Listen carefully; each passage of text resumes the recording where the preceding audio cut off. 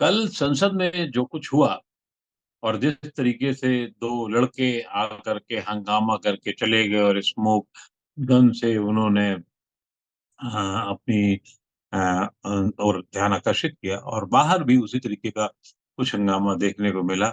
ये निश्चित रूप से सदन की, पार्लियामेंट की सुरक्षा का ब्रीच है और खास तौर से इस तरीके का क्योंकि पहले भी हो चुका है 20 एक साल पहले और अब फिर हुआ है, तो ये सवाल उठाता है कि क्या संसद की सुरक्षा अभेद नहीं है?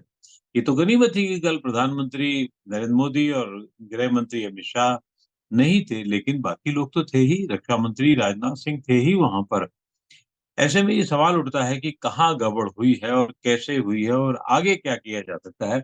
इस पूरे मामले पर बातचीत करने के लिए हमारे साथ झारखंड की पूर्व पुलिस महानिदेशक निर्मल कौर जी हैं।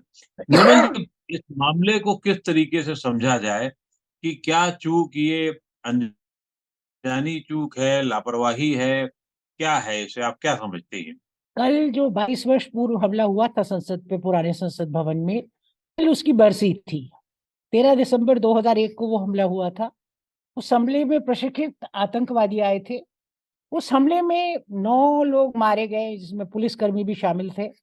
और उस हर वर्ष उनकी श्रद्धांजलि दी जाती है। कल भी उनको श्रद्धांजलि दी गई थी राष्ट्रपति महोदय द्वारा, सभी के द्वारा उनको और जो हाईएस्ट इंस्टीट्यूशन है, सबसे ऊंची संस्था है जो लोकतंत्र की, वो है संसद भवन। इसलिए उसकी सुरक्षा तो चाक चौबंद हमेशा होनी चाहिए। तो सेंध तो लगी ही है, सेंध लगी है। हम लोग कहते हैं जैसे पुलिस में कि सिक्योरिटी मतलब सौभाग्य कुछ हुआ नहीं, कि security is a process not a fraud. The fact that happened is point. उससे कोई खास फर्क नहीं पड़ता। फर्क ये पड़ता है कुछ लोग एक बुरी इंटेंशन के साथ, बुरी नीयत के साथ आए, दरगाह से के वो आए, बेंचों पर कूदने लगे, फिर उन्होंने कुछ जैसे वो स्मोक स्मोक टाइप का भी निकालने की जूतों से, और कहते कैनिस्टर भी थे उनके पास स्मोक के, वो फेंकने की कोशिश की। तो सेंध तो लगी ही है और ये बहुत जांच का विषय है कि जब हमारे पास मल्टी लेयर्ड सुरक्षा है संसद भवन की, फिर भी ऐसा क्यों हुआ?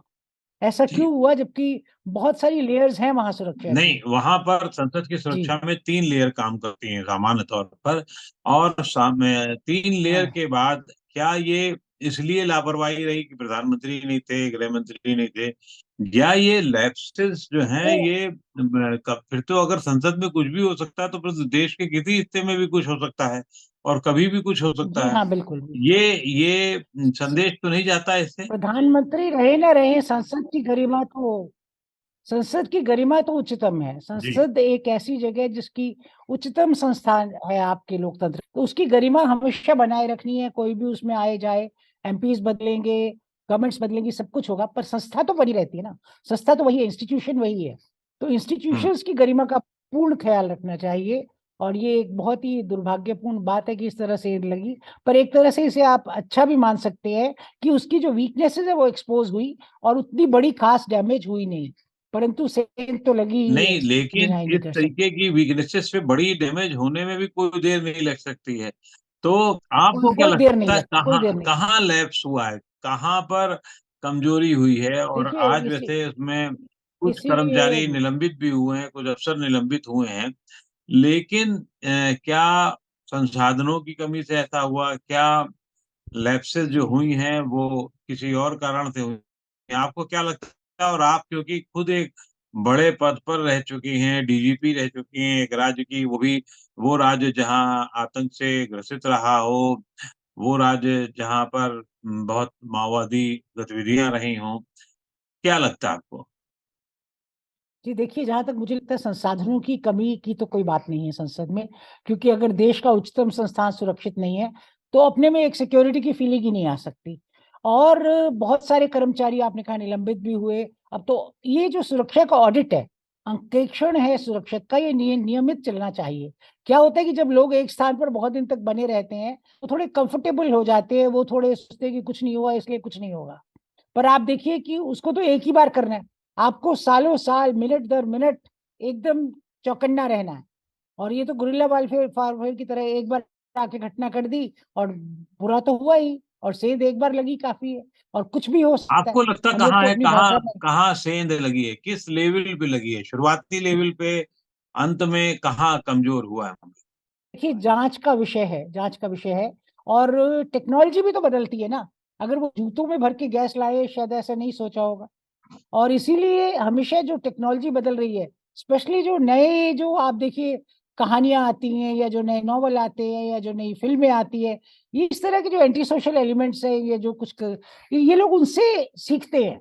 इनफैक्ट सीआईए में कितने सारे डेस्क है जहाँ पे कि काम ही उनका क्या है कि जो लेटेस्ट नॉवल आते हैं, डिटेक्टिव या जो इस तरह के उनके नॉवेल्स या उनकी किताबें या उनकी कहानियां या उस तरह की मूवीज में देखता जाए। तो इसी से ये लोग आइडियाज लेते हैं। और जूते में गैस भरना तो मतलब एक नया हुआ। कैनिस्टर भी सुनते हैं कि था उनके पास, वो लोग स्मोक स्क्रीन या कलर्ड गैस के कैनिस्टर्स ले आए साथ में। कैसे ले पाए, वो तो सर्च होती तो पता ही लग जाता, नहीं, कैनिस्टर नहीं अगर ला पाते अगर वो। ये लड़के उनसे सीख सकते हैं तो हमारी सुरक्षा एजेंसियां क्यों नहीं सीख सकती? वो काल्पनिक जो सिनेमा चलता है या बाकी जगह पर जो होती हैं चीजें, तो उनको भी तो वही तो सीख लेनी चाहिए। हमारे सामने बिल्कुल, स्पेशल 26 उनको का तो उदाहरण और है। ज्यादा। आज तक, आज भी स्पेशल 26 की टीमें विभिन्न जगहों पर छापा मार के नकली तौर पे चले आते हैं। वो हम लोग सतर्क ही नहीं रहते हैं। जी हाँ, नहीं, हम लोगों की सुरक्षा की मतलब कमी इसमें, और ये हमें हमेशा अलर्ट रहना है, हर समय चौकन्ने खड़े रहना है, जैसे कहते हैं खंजर की धार पे, कि कभी भी कुछ भी हो सकता है। स्पेशली जो इस तरह के बहुत उच्चतम संस्थाएं हैं, वहां की सुरक्षा तो एकदम चाक चौबंद रखनी है। और लैप्स हुआ है, और मेरे ख्याल से लोग थोड़े कंफर्टेबल हो जाते हैं जब ग्रूव में आ जाते हैं, एक स्थान पे आ जाते हैं। इसलिए बार बार लोगों को बदलना, और अगर ना भी बदलिए तो उनकी ट्रेनिंग, इंडक्शन, डी इंडक्शन लगातार होना चाहिए। और जो कि मुझे लगता है बहुत नियमित और बहुत, जिसे कहते हैं गस्टो, स्पीड और बहुत एंथुसियाज्म के साथ शायद नहीं हो पा रहा है। इसीलिए इस तरह की चूकें होती हैं। क्या और ये लगातार, मानवीय चूक है? क्या ये मानवीय चूक है, या ये कि तकनीकी अपग्रेडेशन ना होने के कारण चूक है? आई थिंक दोनों ही बात है, अगर दोनों ही कोई बात है। आदमी एक स्मोक गन थोड़ा सा एक 6-7 इंच का कोई चीज लेके चला जा रहा है, तो इसका मतलब तो ये है कि एयरपोर्ट पे तो आपके जूते उतार लिए जाते हैं। आप संसद जी हाँ, में यहाँ भी। आप घुस रहे हैं और पता नहीं लगे, तो कैसे संभव हो रहा है? नहीं, ये मतलब सेंध लगी, सेंध वो लोग लगाने में कामयाब हुए, इसमें कोई शक नहीं है। संसद की मतलब बरसी थी, इसलिए एक्स्ट्रा चौकन्ना रहना चाहिए था, बरसी का दिन था। और वैसे भी चौकन्ना रहना, और सेंध लगी। और अगर वो लोग जूते या मतलब जो भी लेटेस्ट अपडेट है टेक्नोलॉजी में, उनसे उनको अवेयर रहना है, उनसे खुद को एकदम वाकिफ करना है। और जब वाकिफ करना है तो ये सब बातें पता लगेगी कि इस तरह का उपयोग फलाने नॉवल में फलाने ने किया, या इस तरह कहीं हुआ, इस तरह की भी पॉसिबिलिटी है। तो उसके प्रति भी उनको बहुत सचेत रहना है।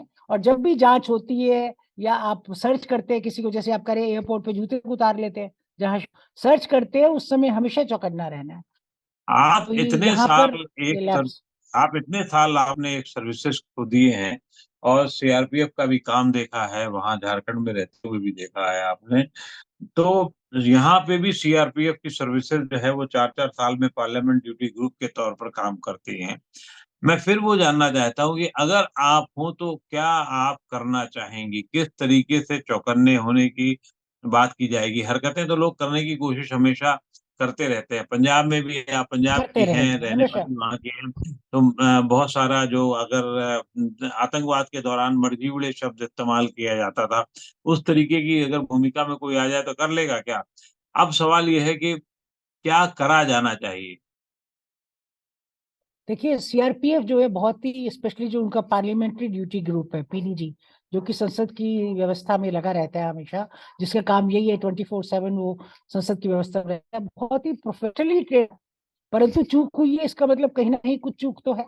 और सीआरपीएफ के डीजी साहब को ये जांच भी दी गई है कि डीजी सीआरपीएफ इस मामले में जांच करेंगे, जांच का विषय है, तो फुल रिपोर्ट सामने आएगी, पूरे राष्ट्र को पता लगेगा क्या हुआ, कहाँ चूक हुई, कैसे से वो लोग सफल हो गए इस तरह का षड्यंत्र बना के।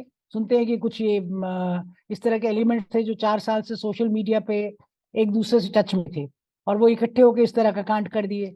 और उससे मतलब इतने वैध तरीके हैं लोकतंत्र में अपनी आवाज कहने के, ये तो कोई बात नहीं हुई।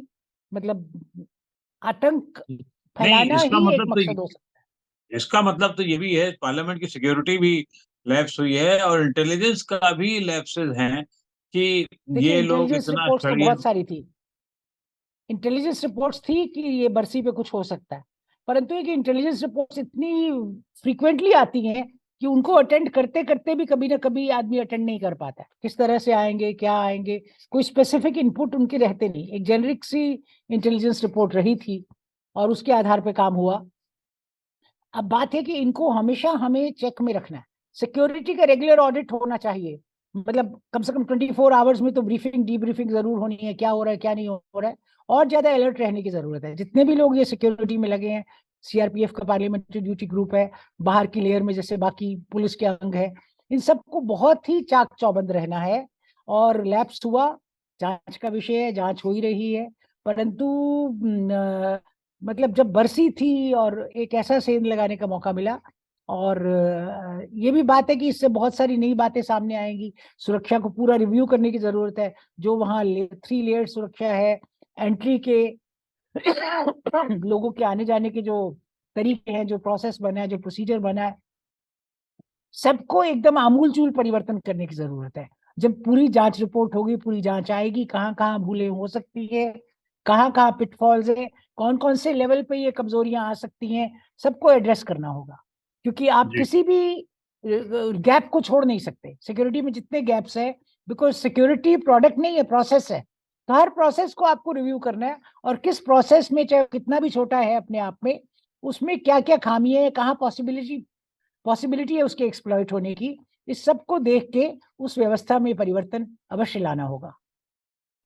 आप कह रही हैं कि इनका सिक्योरिटी का रेगुलर ऑडिट होना चाहिए, ताकि जहाँ कमियां हों वहाँ ठीक की जाए और फिर उसी हिसाब से काम किया जाए।